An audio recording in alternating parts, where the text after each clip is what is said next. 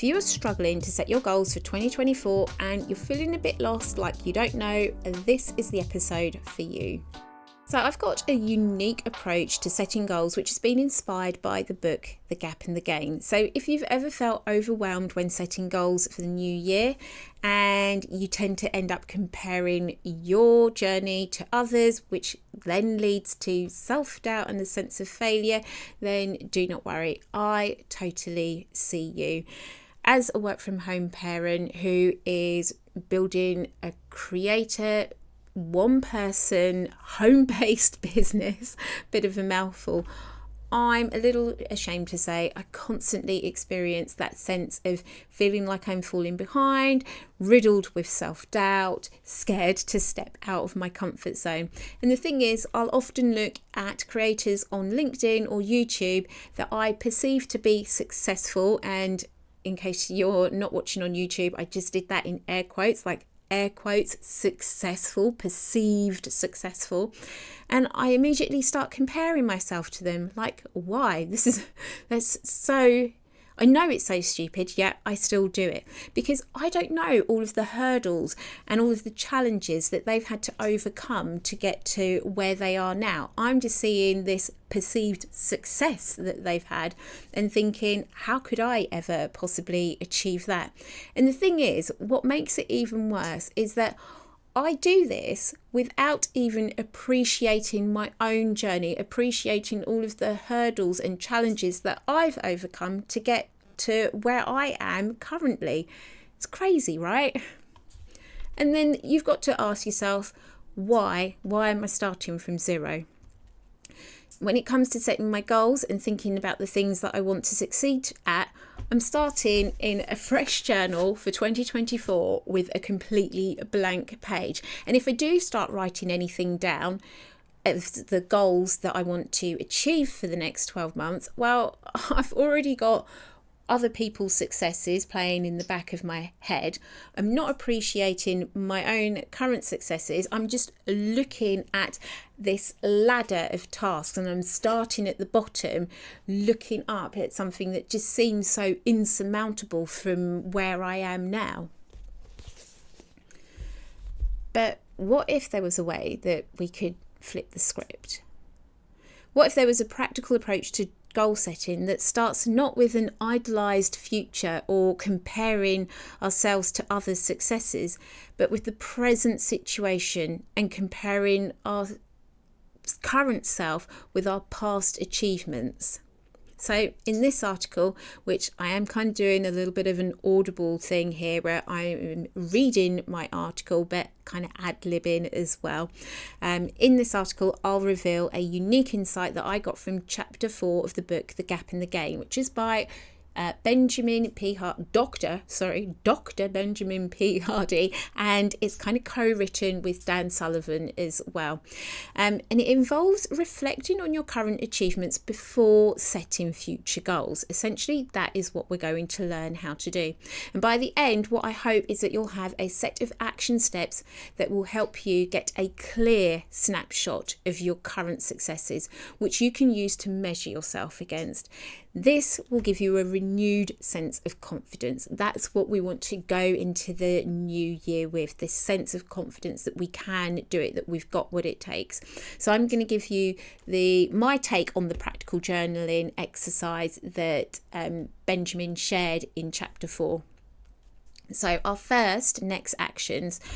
This exercise, well, it took me about 60 minutes. I did it in 3 sessions. So I broke it down into 20-minute sprints, which there just so happens to be 3 steps. So that was quite good. You could probably do it in 10-minute sprints and have the exercise take you 30 minutes. So I'm going to say carve out a 30 to 60 minute chunk of time where you're not really going to be disturbed. You're going to want to chuck in a little extra time for having little comfort breaks as well. It's always helpful. It gives your brain a little bit of a reset as well. What you're going to want to do is brew yourself your favourite drink that's going to like spur you on, make you feel confident, I don't know. The thing that makes you feel comfort, yeah? You're going to want to get a journal or a fresh notepad, something fresh. I do I think that's a good way to start the year. It's like a new chapter. You want a fresh page, a fresh start. So I just feel like fresh journal time. You're going to want your favourite pen. I love writing with a particular pen, and I always think it's better to have a pen that is a dream to write with rather than any old pen. And it doesn't have to be some exorbitantly fancy pen. I've currently got, if you're watching along on YouTube, I got and I hope I'm about to pronounce this correctly, Jinhao, I'm not sure, either or, pen from AliExpress. This was like £15, including the shipping and the import duties and everything.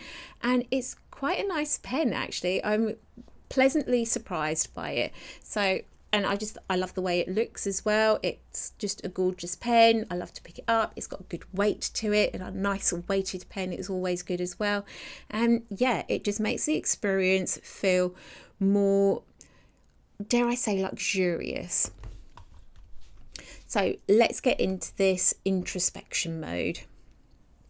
Now, in the book, The Gap and the Gain, in chapter 4, which is called Always Measure Backward, Increase Your Hope and Resilience, Benjamin emphasises the importance of reflecting on past achievements to maintain motivation and avoid burnout, which is definitely something that I've been experiencing, where unless you've been hiding under a rock, like it seems to be everywhere on YouTube, on LinkedIn, everyone's talking about goal setting, 2024, making an impact, blah, blah, blah. And because I didn't know what I wanted, it just increased the pressure of not knowing what I wanted, because I felt like there was all this societal expectation of making it the most successful year ever, all that kind of stuff. It's never a great place to start from. It makes self-doubt even louder and puts a massive dent in our confidence, and that's what we're trying to circumvent. So this chapter suggests that hope and confidence come from acknowledging our progress. So we're going to put the blinkers on, as it were, and focus on ourselves. Chapter 4 also highlights the significance of journaling and self-review to recognise personal growth. So I've already said it. Fresh journal, something that you're going to take a lot of pride in, something that lights you up when you see it. We're creating, like I said, a luxurious experience that really lights us up already. Just, if you're watching on YouTube, I've got a Leuchtturm. Why have I got things that I can't pronounce? A Jinhao pen, which I think I'm pronouncing properly, and a Leuchtturm 1917 journal, which nobody other than someone who is German can pronounce properly. So anyway, moving on from that butchering of other languages. So having these tools, we're going to use this to help us compare our current self with our past self rather than an idealized future self. I hope that landed, because it felt like I said self quite a few times. Now, this is, I'm going to call it the gains to goals method, and maybe Hardy and Sullivan already have something called something called similar to this, or exactly like this. I don't know. I hope not. I'm not trying to steal anything, but I'm just code naming it that for now. So step 1, you want to start by listing your current successes from the past 12 months. So you're going to open up that fresh new journal, start on a completely blank page and write down everything that you've achieved in the past year, no matter how small. So this could be launching a new product, it could be maintaining a consistent work schedule, it could be having quality bonding time once a week with each of your children individually. The key thing here, and Hardy says this in the chapter, you want to quickly bullet list your wins and learnings. Now, this was my experience. I found that I started off slow, struggling to think. It was like I was trying to spot things in a darkened room as my mind trawled through my memory banks for 2023. But once I got going, the victories poured in, and I managed to fill a page and a quarter in my journal, line after line, simply listing off my gains. Now, I do have a little bit of a cheat code for this. You see, at the start of 2023, and I'm just picking up my journal from last year, I had written in the first page of this my goals for that year. And again, they were just bulleted. It was just a bullet list of things that I wanted to do. Some of them were very vague, others were very specific, but I just listed off things that I wanted to achieve, the successes that I wanted to have. So I was able to look at that list, because what I did was, as I achieved things on that list, I ticked them off and dated them.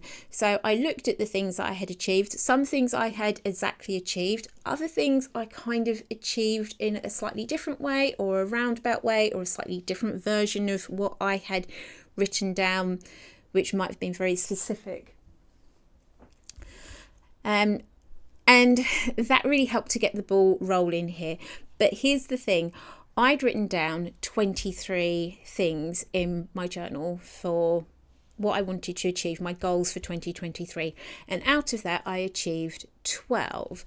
Now, this is the weird thing that happened. I didn't just have 12 things that I listed in here. Let's get on to the next step, because step 2 is to review your list of current successes. So when I first had logged all of what I felt were my gains from 2023, my wins, my learnings, my successes, I thought, maybe it'd be good to somehow review this list. Can I spot any recurring themes, things that surprised me, or even missing links? And I kind of struggled about how I should go about this review. And then I came to the conclusion that there really is no right or wrong way to do the review of your list of wins. We're in introspection mode. So again, I'm using air quotes. The right way for you to review your list should become apparent if you allow yourself to be guided by your intuition.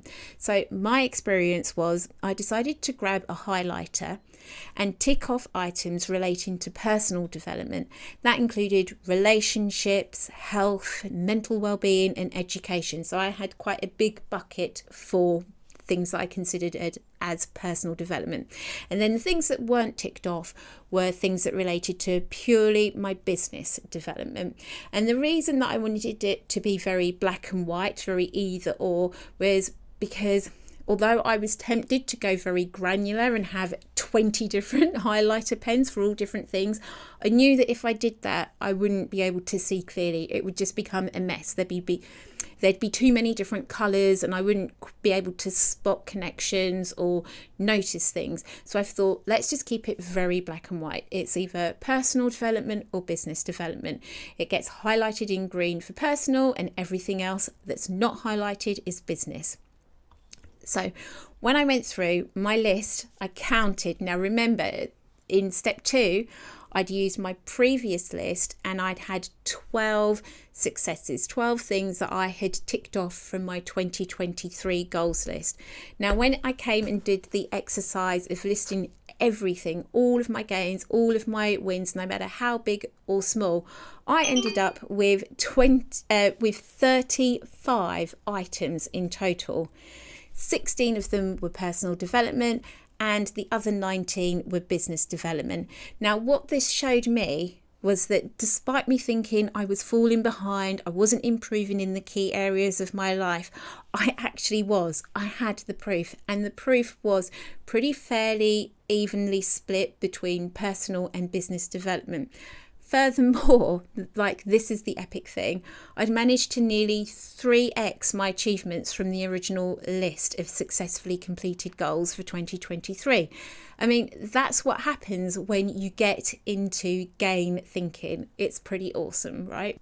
And this leads us on to the final step, which is step 3, listing out our goals for the next 12 months. Again, you want to do this quickly, just a quick bullet list, rapid fire, boom, boom, boom. And the reason is you don't want your mind to get bogged down with the how will I achieve this mind trap. You you can very easily start to want to play small if you start overthinking things. So try and just quickly bullet list off the things without getting stuck in that, oh, well, do I have what it takes? What am I going to need? Like trying to get into the minutiae of details of how to achieve the goal. Now, you are going to be using your successes from the past 12 months as a starting point for setting your future goals, which is another bonus. We're not starting from a completely blank page and trying to think, well, what do I want to achieve? And it's got to be really impactful. We've already got a page of the things that we've already achieved that we can use as a starting point. There might be things on there that you want to progress, that you want to take to the next level, that you want to tweak and experiment with a slightly different version. So all of this helps, but also not just helping us have some ideas for what we might want to achieve, but it's also giving us the confidence of seeing, wow, look at all of the things I managed to achieve last year. And it really gets us into that mindset of avoiding comparing ourselves to others and instead comparing ourselves to our past self. My past self achieved all of these amazing things. What is this year's version of me going to achieve? And it also means that you're going to set goals that are relatable because you've got something to see. Like you may come up with a goal and then look at your successes or have your successes there in front of you and be like, well, actually, this goal doesn't really relate to the person that I'm becoming and that I want to evolve to. Another bonus from starting with your current wins and learnings is that you're already in the mindset of being specific because you most likely listed your achievements in very specific detail. So when it comes to listing your future goals, you're more likely to be clear about what you want to achieve exactly. Now, here's one caveat, because I actually think there is some value in having vague goals. Let me explain. So yes, you want to have clarity when it comes to what you want to succeed at. Therefore, some of your goals should be written in a way that is very specific, that includes facts and figures. It will have details that answer questions like who, what, when, where, why, and how many. But some of your ideas might not be fully formed yet. You might have a hunch on something, your intuition might be prompting you towards something, a seedling of an idea that hasn't quite sprouted yet. Now, that's where you can set a vague goal. The key thing to remember here is that you've had that spark of intuition, so your mind is tuned into spotting where you could potentially plant that seed and put it in a place where you can nurture it and it's going to be able to flourish. So, for example, in my 2023 journal, one of my vague goals was bouldering. Like I literally just had one word, bouldering. I had no plan around it, didn't know how I was going to achieve it, what I was going to do. I quickly did achieve that goal because once I'd set that intention, like actually I really want to try out bouldering. I don't know how, don't know where, don't know what, but I'd really like to give it a go. That quickly turned into booking myself into an introduction course at my local climbing centre. And yeah, now in my 2024 journal, I have a very specific goal that is built on the foundation of that vague goal from last year. I've tried out bouldering. I really, really like it. I want to progress in it. So this year I want to complete a level 1 foundation course, which takes 4 weeks. Like super specific. I've gone from a vague goal and figuring out a way of achieving it to now setting a super specific goal. So this is where I think vague and specific goals, they have validity in goal setting. Don't think that your goal has to be a SMART goal, something where you can have data and it's measurable and it's uber specific. Sometimes a vague goal is a great place to start as well, because you don't quite know which direction it could take you. You want it to be more of a serendipitous experience, shall we say. You want to be led by having a little bit of free flow in your life and not having so much structure and guardrails and being very rigid. You want to bring that spark of creativity into your life, and sometimes that can really give you more motivation and energize you.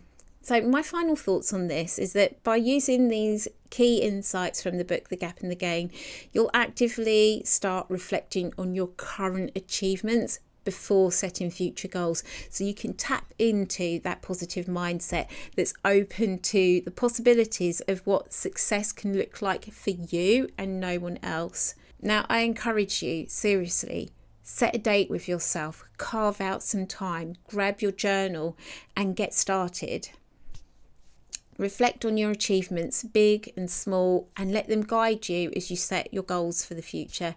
And don't forget, there's no right way to do this. It's all about what works best for you. Really tune into your intuition. Try and shut out the external noise and comparing yourself to others. This is you and your journey. So I am cheering you on, planner friend. Remember, you should be so proud of everything that you have achieved. All of your small gains, all of your big wins, all of your small learnings, all of it. List it all down and compare yourself to that.